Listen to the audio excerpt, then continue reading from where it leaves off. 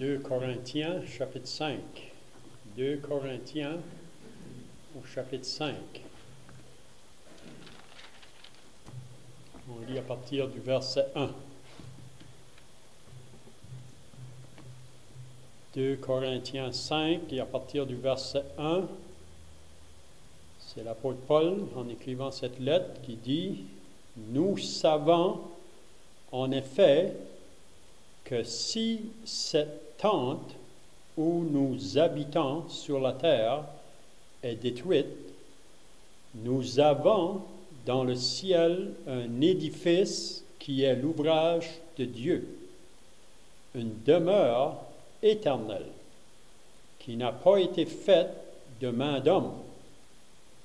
Aussi, gémissons-nous dans cette tente, désirant revêtir notre domicile céleste, si du moins nous sommes trouvés vêtus et non pas nus.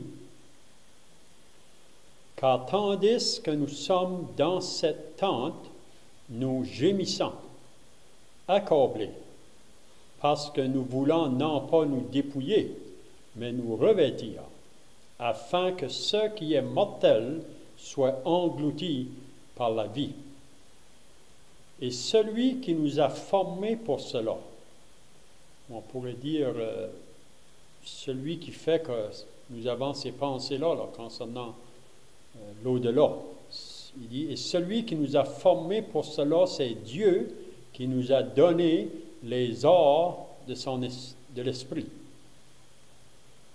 Nous sommes donc toujours pleins de confiance et nous savons qu'en demeurant dans ce corps, nous demeurons loin du Seigneur, car nous marchons par la foi et non par la vue. Nous sommes pleins de confiance et nous aimons mieux quitter ce corps et demeurer auprès du Seigneur. C'est pour cela aussi que nous nous efforçons de lui être agréable, soit que nous demeurions dans ce corps, soit que nous le quittions. Car il nous faut tous comparaître devant le tribunal de Christ, afin que chacun reçoive selon le bien ou le mal qu'il aura fait étant dans son corps. Connaissant donc la crainte du Seigneur, nous cherchons à convaincre les hommes. Dieu nous connaît et j'espère que dans vos consciences, vous nous connaissez aussi. Nous ne nous recommandons pas de nouveau nous-mêmes auprès de vous, mais nous vous donnons l'occasion de vous glorifier à notre sujet, afin que vous puissiez répondre à ceux qui tirent gloire de ce qui est dans les apparences et non dans le cœur. En effet, si je suis hors de sens, c'est pour Dieu, et si je suis de bon sens, c'est pour vous.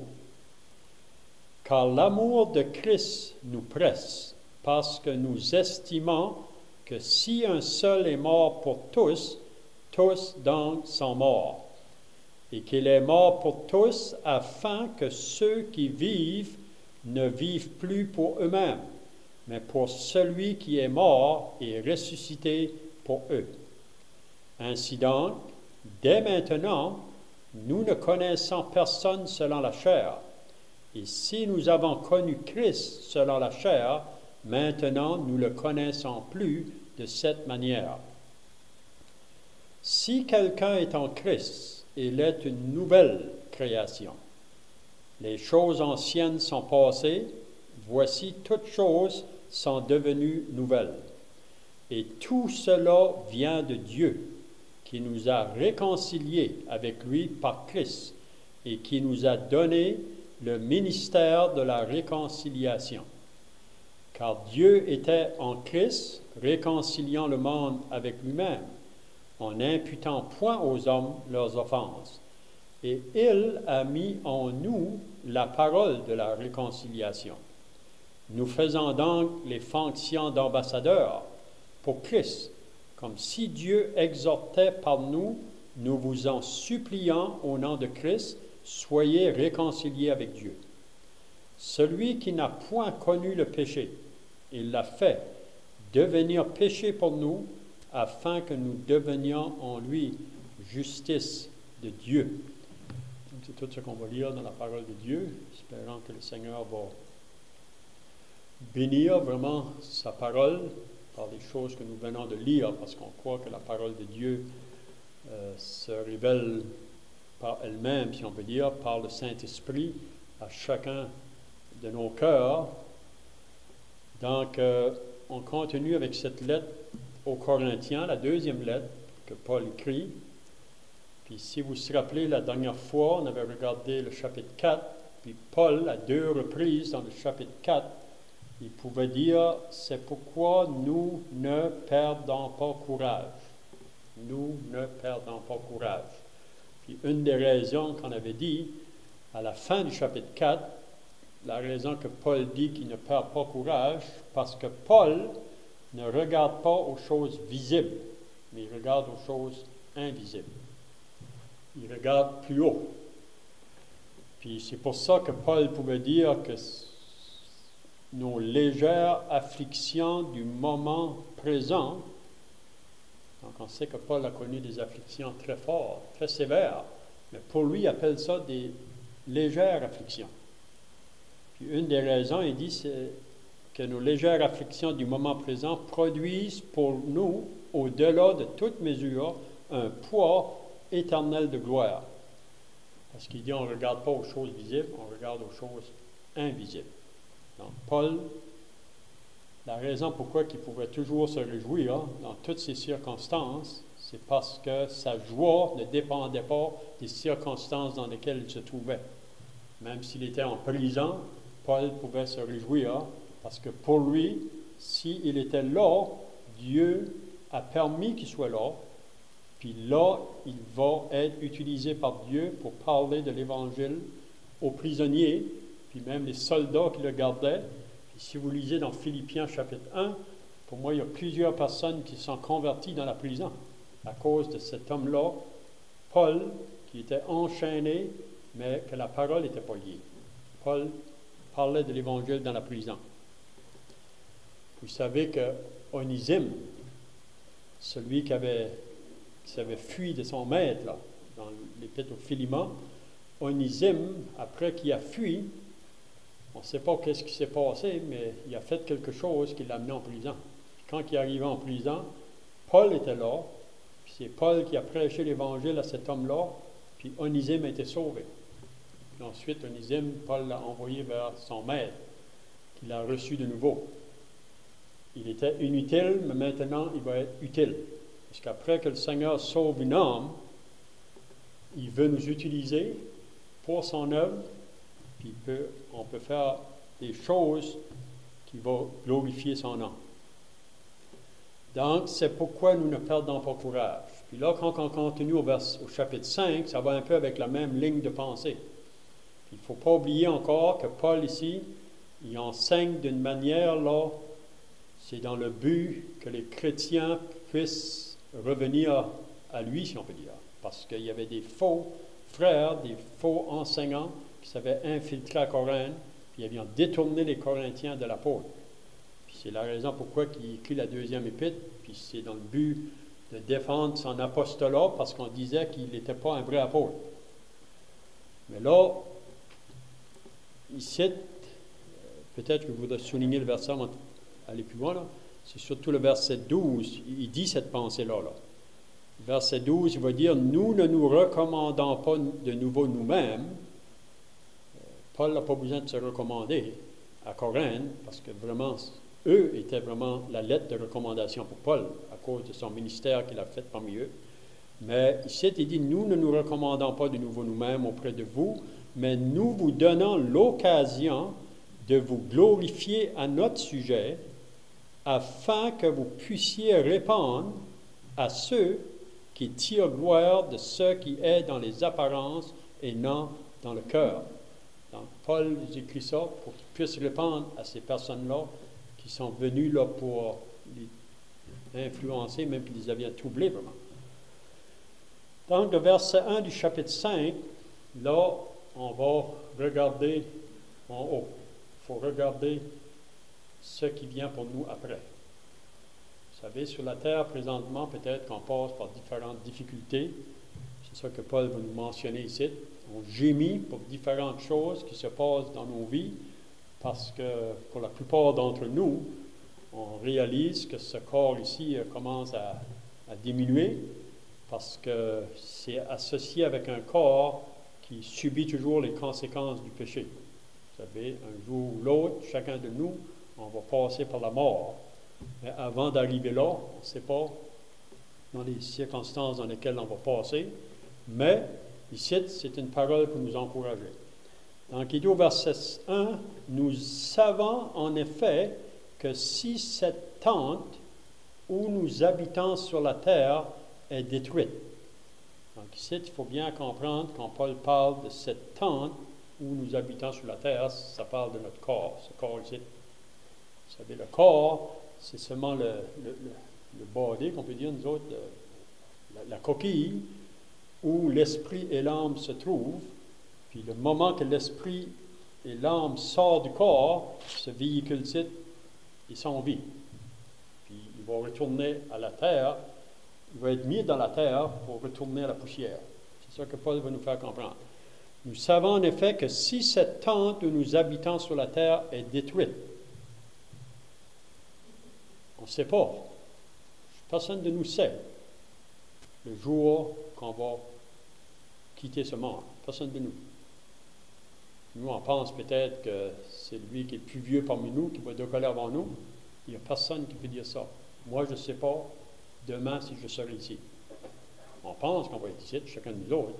Mais vous savez, demain ne nous appartient pas. Ça peut être une personne âgée qui peut partir, ça peut être un jeune homme, ça peut être un autre plus avancé en âge, mais on ne sait pas le jour de notre mort. On dit souvent qu'on est comme dans une file d'attente. Vous savez, on est tout en rang. Puis chacun de nous, on ne peut pas avancer le temps, on ne peut pas le reculer, mais que ça arrive notre temps. Ce qui est beau comme chrétien, c'est qu'on sait qu'on s'en va dans une meilleure place. C'est ça qui est vraiment encourageant pour nous. Donc, nous savons en effet que si cette tente où nous habitons sur la terre est détruite, qu'est-ce que Paul dit? Nous avons dans le ciel un édifice. Donc, il faut faire la comparaison d'une tente et d'un édifice. Vous savez, quand on installe une tente dans un endroit, on sait que ce n'est pas permanent, ça. C'est juste temporaire. Ça peut durer peut-être, même ici, on sait qu'une tente ne va pas durer dans la saison de l'hiver. On ne peut pas rester dans une tente l'hiver. Mais une tente, c'est pour nous dire que c'est juste temporaire. Ce n'est pas quelque chose de permanent. Mais un édifice, c'est quelque chose qui, on pourrait dire, qui est permanent. On sait que même dans le monde, l'édifice va quand même à un moment donné tomber. Mais ici, il nous parle de l'édifice qui est spirituel ou éternel. C'est notre corps qu'on va recevoir dans l'au-delà. Un édifice qui est l'ouvrage de Dieu, une demeure éternelle qui n'a pas été faite de main d'homme. Donc, la demeure que nous allons avoir dans le ciel avec un nouveau corps, ça va être une demeure éternelle. Il n'y aura plus jamais de mort, puis aussi, qu'est-ce qu'on apprend dans la parole de Dieu? Il n'y aura plus là aucune souffrance, aucune infirmité, aucun pleur, aucun péché. Une place, on ne peut pas vraiment, on peut y penser, mais on ne peut pas vraiment décrire qu'est-ce que ça va être. C'est seulement par la foi. Vous savez, si vous n'avez jamais été dans une place que vous entendez parler, une belle place, puis un jour vous arrivez dans cet endroit-là. Donc, avant d'y arriver, vous pensiez à ces choses-là par la foi, dans le sens. C'est vrai, c'est beau, mais vous n'avez jamais été. Mais le moment que vous mettez le pied dans cette place-là, c'est là que la chose va devenir très dans une réalité. C'est pour ça que Paul dit dans Romains 8, verset 16, il dit, j'estime, verset 18 peut-être, j'estime que les souffrances du temps présent ne peuvent pas être comparées à la gloire qui nous attend dans les cieux. Ça ne peut pas être comparé. Donc, on peut connaître beaucoup de difficultés, mais même quand on arrive là, on va tout oublier vraiment, ce qu'on a connu ici-bas. Donc, il va dire ensuite au verset 2, Aussi gémissons-nous dans cette tente. Donc, il n'y a personne de nous qui ne connaît pas des temps de gémissement. Vous savez, un jour ou l'autre, dans une mesure ou une autre, chaque enfant de Dieu connaît des temps où on gémit. Puis ça peut être sur différents aspects de la vie, mais on va connaître des gémissements. Aussi, gémissons-nous dans cette tente, désirant revêtir notre domicile céleste. Probablement, ça a déjà venu dans vos pensées. Ça serait beau d'être là. Vous savez, c'est ça que Paul disait. Si vous lisez dans Philippiens au chapitre 1, Paul pouvait dire je suis pressé des deux côtés. J'ai le désir de m'en aller, ce qui est beaucoup le meilleur, mais si je dois encore rester parmi vous, il l'acceptait quand même. Mais pour Paul, mourir, c'était un gain, ce n'était pas une perte. Vous savez, c'est ça qu'il faut qu'on réalise chacun de nous, chrétiens, frères et sœurs. La mort pour le croyant n'est pas une perte, c'est un gain. Mais pour le monde inconverti, la mort est une perte. Mais pour le croyant, c'est un gain. Donc, Paul, parce qu'il était accablé dans toutes sortes de choses, vous savez, des tribulations, des persécutions, dans les détresses. Donc, à un moment donné, Paul, il sait qu'en quittant ce corps, il va s'en aller dans une place meilleure. Mais vous savez que ceux qui meurent présentement, même encore, si on regarde à ceux qui sont dans le cimetière en arrière, il y en a beaucoup qui sont là, puis leur corps probablement est déjà décomposé, il est retourné à la poussière. Mais ceux qui sont en arrière ici dans le cimetière, ceux qui sont sauvés, l'esprit et leur âme est retourné dans la présence du Seigneur, mais ils sont présentement là sans corps. C'est juste en esprit qu'ils sont là, ils n'ont pas leur corps. Puis ils n'auront pas leur corps avant que Jésus revienne pour enlever son Église. Donc si Jésus revenait aujourd'hui pour enlever son Église, nous qui sommes vivants, parce que je crois que quand Jésus reviendra enlever son Église, il va y avoir des croyants sur la terre qui vont être là présentement. Est-ce que c'est notre génération? Je ne sais pas. Mais si Jésus revenait aujourd'hui, nous qui sommes vivants, vous savez, on est toujours dans ce corps de chair, mais si le Seigneur revenait, ça dit qu'on ne va pas devancer ceux qui sont morts, ça veut dire qu'on ne va pas aller plus vite là. Puis le Seigneur, ça dit, au signal donné, au son de l'archange, à la voix de la trompette de Dieu descendra, les morts en Christ vont ressusciter, premièrement. Donc ça veut dire, si Jésus revient, ceux qui sont dans les tombeaux en arrière vont sortir de là, ils vont ressusciter avec des corps nouveaux, puis nous, on va aussi être changés avec des corps nouveaux, on va être enlevés pour aller à la rencontre du Seigneur dans les airs. Ça veut dire, ceux qui vont être enlevés là, quand le Seigneur va venir, on ne va jamais connaître, ceux qui vont être sur la terre, ils ne vont jamais connaître un temps où ils sont sans corps. Et si le Seigneur viendrait présentement enlever l'Église, nous qui sommes ici, on est changés dans un instant, dans un clin d'œil, avec un nouveau corps, puis là on va être dans la présence du Seigneur. Donc Paul parle en vue de ça, là. Donc il dit au verset 3, « Si nous sommes trouvés vêtus et non pas nus. » Je crois que l'apôtre Paul, dans ses jours, comme nous autres aujourd'hui, vous savez, les chrétiens qui ont vécu au début de l'Église, ça c'est 2000 ans passés. Puis ces personnes-là, chaque génération attend le retour du Seigneur. Paul attendait le retour du Seigneur dans son temps. Puis Jésus n'est pas encore venu, c'est 2000 ans plus tard. Nous, dans notre génération, on attend le retour du Seigneur. Parce qu'on gémit dans le corps. Puis la pensée de Paul, pour moi, il voudrait que le Seigneur aurait venu dans son temps pour ne pas être dans ce temps-là là, où ce qui serait son corps. Mais ce n'est pas nous autres qui choisissons ça. C'est pas nous autres qui choisissons ça. Donc, il dit ensuite, au verset 4, « Car tandis que nous sommes dans cette tente, nous gémissons. » Il y a si vous lisez Romains 8, vous allez lire ça. Il parle de 3 soupirs dans Romains 8. Il parle que la création soupire, Parce que la création, depuis que le péché est entré dans le monde, vous savez, elle souffre. Les animaux dans les forêts, même la forêt elle-même souffre, la végétation. Et à cause, depuis que le péché est entré dans le monde, puis la création attend la révélation des fils de Dieu, parce qu'elle va être libérée, vous savez, de toutes les choses qui se font dans la nature présentement à cause du péché. Donc, le deuxième soupir qu'on lit dans Romains 8, il parle des chrétiens qui soupirent. On soupire.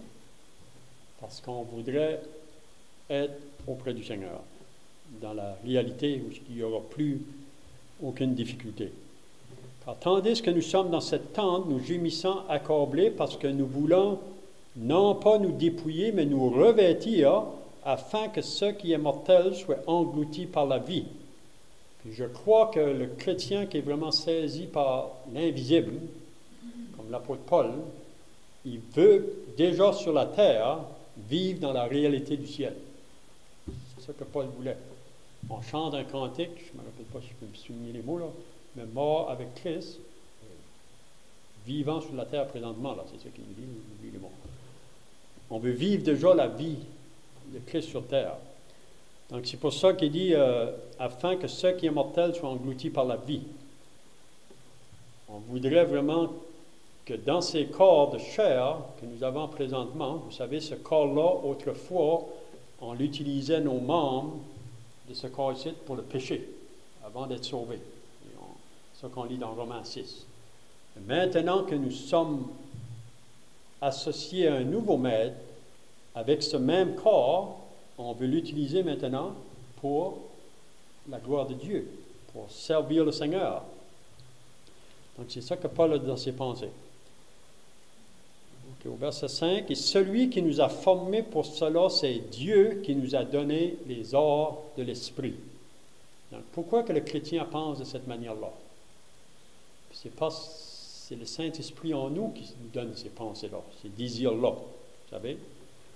Donc, je crois qu'on peut rentrer dans la plénitude de ça, c'est quand on est pleinement en communion avec notre Dieu. C'est très important de maintenir sa communion avec Dieu de jour en jour, de ne pas permettre rien. Vous savez, la chair, elle ne veut pas nous faire voir ces choses-là. La chair est seulement attirée à la terre. Elle n'a pas d'intérêt pour les choses du ciel. Mais si on marche vraiment dans une bonne communion avec Dieu, on marche par l'Esprit de Dieu, nos pensées vont aller là. C'est là que nos pensées. C'est là qu'on vit pour, si on peut dire. C'est vrai qu'on est toujours sur la terre, mais ce n'est pas ce site qui est notre priorité. Ça devrait être les choses d'en haut. Maintenant, au verset 6, il va dire « Nous sommes donc toujours pleins de confiance. » Donc, dans le chapitre 4, il disait « Nous perdons pas courage. » Dans le chapitre 5, il parle de la... On est plein de confiance. Pourquoi? Et nous savons qu'en demeurant dans ce corps, donc, si longtemps qu'on demeure sur cette terre, dans le corps que nous avons, dans cette tente, nous demeurons loin du Seigneur. Car nous marchons par la foi et non par la vue. Donc, qu'est-ce qui fait qu'on peut avoir des désirs pour le ciel? C'est la foi, ça, qui nous fait penser comme ça. Et puis c'est comme je l'ai dit tout à l'heure, c'est aussi longtemps que je marche en bonne communion avec mon Dieu, donc c'est le même que je vais penser, là, avec les choses qui appartiennent au ciel. Mais c'est par la foi. On n'est pas là encore, mais on vit en vue de ça. Vous savez, je vais vous donner un petit exemple, peut-être, pour expliquer ça. Moi, ça fait longtemps que des personnes nous invitaient pour y aller en Afrique. Mais l'Afrique, pour moi, c'était quelque chose que je ne pensais pas vraiment qu'un jour on arrive là. On entendait parler des choses de l'Afrique, vous savez, même depuis qu'on est tout jeune, les choses qu'on avait vues de l'Afrique, nous autres, c'est plutôt le côté de la pauvreté, de la misère. Oui? Mais on entendait toutes sortes de choses. Je me rappelle peut-être 7-8 ans passés, en parlant avec des Africains, des étudiants, là, ils m'ont dit, l'Afrique, là, c'est pas comme vous pensez. Vous, ici, au Canada, vous avez appris l'Afrique, c'est toujours le côté de la misère, mais c'est pas toujours le côté. C'est vrai qu'il y a beaucoup de pauvreté en Afrique, mais il y a le côté aussi qu'il y a des bels endroits en Afrique même. Mais on entendait des choses, mais maintenant, je peux dire que je l'ai vu. Avant ça, j'entendais ces choses-là. Mais là, maintenant, parce qu'on a été, on l'a vu. Donc, c'est la même chose un peu ici, qu'est-ce que Paul nous parle. Puis peut-être Paul, la manière, pourquoi il parle de même, vous vous rappelez dans 2 Corinthiens 12, Paul a été ravi jusqu'au 3e ciel. Il dit qu'il ne sait pas si c'est dans son corps ou sans son corps, mais il a été ravi jusqu'au 3e ciel. Puis il dit qu'il a entendu des choses là qu'il ne peut pas l'exprimer en parole. Donc, il a vu des choses là, puis c'est pour ça qu'il était vraiment pris par les choses d'en haut, puis il voudrait nous le communiquer. Donc, il dit, nous sommes pleins de confiance et nous savons qu'en demeurant dans ce corps, on est toujours loin du Seigneur, mais en marchant par la foi, c'est comme si qu'on est là. Vous savez, si un papa dit à son enfant, là, le papa va partir en voyage, puis il dit à l'enfant, quand je vais revenir, je vais t'apporter une bicyclette. Mais l'enfant, le moment qu'il entend cette parole-là, là, c'est comme si il est déjà sur son bicycle. Le père n'est pas encore parti. Le père va s'en aller, mais on peut penser l'enfant. Moi, je vais vous dire, quand j'étais jeune, si quelqu'un m'aurait dit ça, ça aurait été quelque chose. Savoir un bicycle, c'était quelque chose, quand on était enfant. Mais quand que le père a dit à l'enfant, déjà l'enfant, il vit comme si qu'il a son bicycle.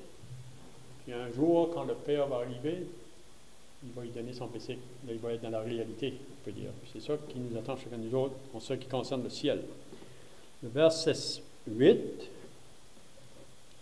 Nous sommes pleins de confiance et nous aimons mieux, donc Paul dit, on est plein de confiance et nous aimons mieux quitter ce corps et demeurer auprès du Seigneur. C'est ça qu'on voudrait. Et ça va se faire bientôt pour chacun de nous autres. C'est pour cela aussi que nous nous efforçons de lui être agréable. Donc Paul, dans sa vie de jour en jour comme croyant, il veut faire les choses qui sont agréables à Dieu ou au Seigneur. Un peu comme le Seigneur Jésus. Ça nous dit dans Jean 8, 40 que Jésus faisait toujours les choses qui étaient agréables à son Père. Donc, si on va imiter le Seigneur Jésus, nous aussi, on voudrait faire les choses qui sont agréables à Dieu. Même on lit ça dans l'Épître aux Éphésiens. Il dit, faites toute chose qui va être agréable à Dieu. Donc, c'est pour cela que nous nous efforçons de lui être agréable, soit que nous demeurions dans ce corps. Donc, Paul dit, si on doit demeurer encore dans cette tente, je veux être agréable au Seigneur, ou soit que nous le quittions. Puis le verset 10 est intéressant, on va terminer là. Car il nous faut tous comparaître devant le tribunal de Christ. Donc ici, ça c'est bien à souligner ça. Le tribunal de Christ ici, il faut bien mettre clair que ce n'est pas le grand trône blanc. Vous savez, dans le monde de la religion aujourd'hui, il manque cette vérité-là. Le tribunal de Christ, c'est pour les enfants de Dieu, pas pour les inconvertis. C'est seulement les enfants de Dieu qui vont comparaître à ce tribunal-là. Pourquoi? Il nous dit, car il nous faut tous comparaître devant le tribunal de Christ. Vous savez, c'est comme dans les Jeux olympiques. Il y a beaucoup de gens qui vont aller là pour se donner à différents jeux. Puis à la fin, vous savez, des jeux, il y a des récompenses qui vont être données, des couronnes. Donc, chacun de nous, on a commencé notre vie chrétienne depuis le jour qu'on a été sauvé, comme dans une course. Puis un jour, au tribunal de Christ, notre vie va être mise en revue, si on peut dire. C'est comment qu'on aura vécu notre vie chrétienne sur la terre, comme chrétien. Puis c'est ça qui va déterminer si que nous allons avoir des récompenses ou si nous allons avoir des pertes. Moi, je crois qu'il va y avoir les deux. Le Seigneur va nous récompenser pour le bien qu'on aura fait, les choses qu'on aura faites, qui aura amené la gloire à son nom, mais aussi, probablement, chacun de nous, on aura des pertes. On peut voir ça dans la parole de Dieu. Car il nous faut tous comparaître devant le tribunal de Christ, afin que chacun reçoive, tous vont recevoir, donc je crois que tous ceux qui vont être là, ils vont recevoir, selon le bien ou le mal qu'il aura fait étant dans son corps. Donc, un jour, notre notre vie qu'on vit présentement sur la terre comme chrétien va être passée là devant ce tribunal. Puis je crois que ça va se faire si Jésus reviendra aujourd'hui enlever son Église. Nous, on va être enlevés, les morts en Christ ressuscitent, on va être enlevés. Ça, c'est juste avant que la tribulation va commencer. Puis on va monter au ciel. Puis dans le ciel, on va tout être là. Le corps de Christ, l'Église va être toute être là. Il n'y aura pas de partie sur la terre, mais on va être tout là. Puis c'est là, à ce moment-là, je crois, que le tribunal de Christ va se faire. Pendant que les tribulations vont se faire sur la terre, nous, on va passer au tribunal de Christ. Puis ensuite, il y aura les noces de l'agneau. Vous savez, présentement, on est seulement fiancés.